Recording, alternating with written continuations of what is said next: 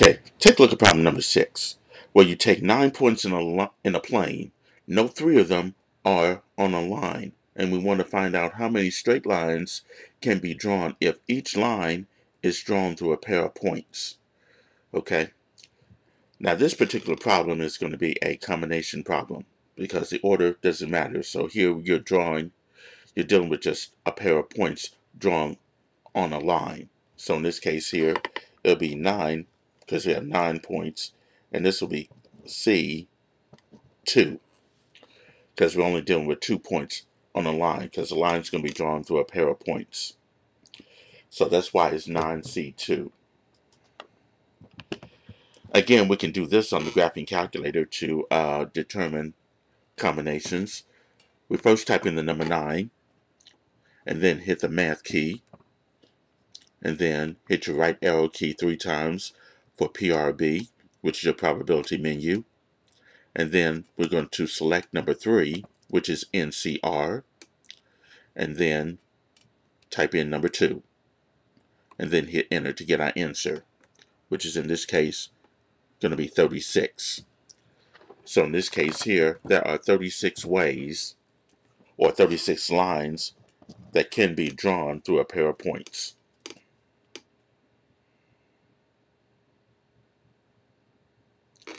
Alright, the next problem is how many 7-card hands are possible with a 13-card deck?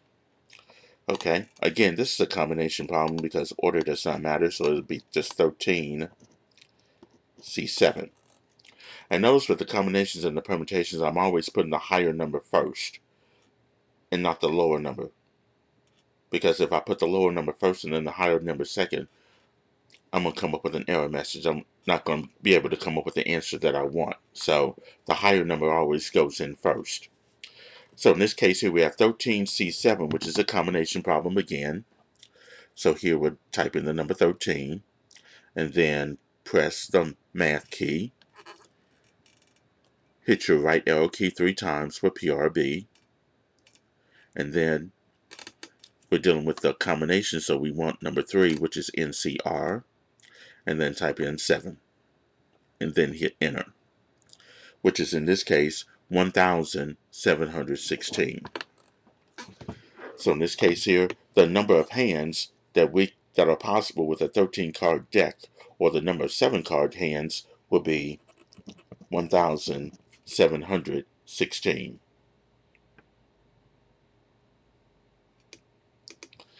And then finally, number 8, we want to find the number of ways to arrange the letters in the word senseless. Alright, with this particular problem here, there is a rule that deals with permutations with like objects. And here we have like objects here because we have 1, 2, 3, 4 S's in the word senseless, and also we have 1, 2, 3 E's in the word senseless as well. So here's how we're going to set this problem up. And it's going to be set up as a fraction. The numerator is going to be the total number of letters in the word senseless. In this case here, there are 9 letters in the word senseless. So the numerator is going to be 9 factorial. And that's going to be divided by, now we're going to list factorials for each of the letters that are in the word senseless. There are 4 S's in the word senseless, so the denominator will have 4 factorial. And then that's going to be multiplied by the 3 E's in the letter senseless. So that would be 3 factorial. Now I'm not going to worry about the N and the L because there's only one N and one L. For each one of them, it's going to be 1 factorial. But 1 factorial, of course, will be 1. So this is why I have 9 factorial divided by 4 factorial times 3 factorial. Here's how we enter that on the calculator. Okay, the numerator is 9 factorial, so we press the 9 and then hit the math key. Hit your right arrow key for PRB. Now the factorial is at exclamation mark on the number 4, so select number 4. So you have 9 factorial. That's going to be divided by, so I hit my division key. Now I'm going to use my left parentheses key for the 4 factorial and the 3 factorial. To enter 4 factorial, we do 4, and then hit the math key, then PRB, and then select number 4 for the factorial, times 3, and then math, PRB, and then number 4 again for the factorial, and then close the parentheses. So your screen should look like this: 9 factorial divided by, left parentheses, 4 factorial times 3 factorial, and then you'll hit enter, which will be, in this case, 2,520. So here we have 2,520 ways to arrange the letters in the word senseless.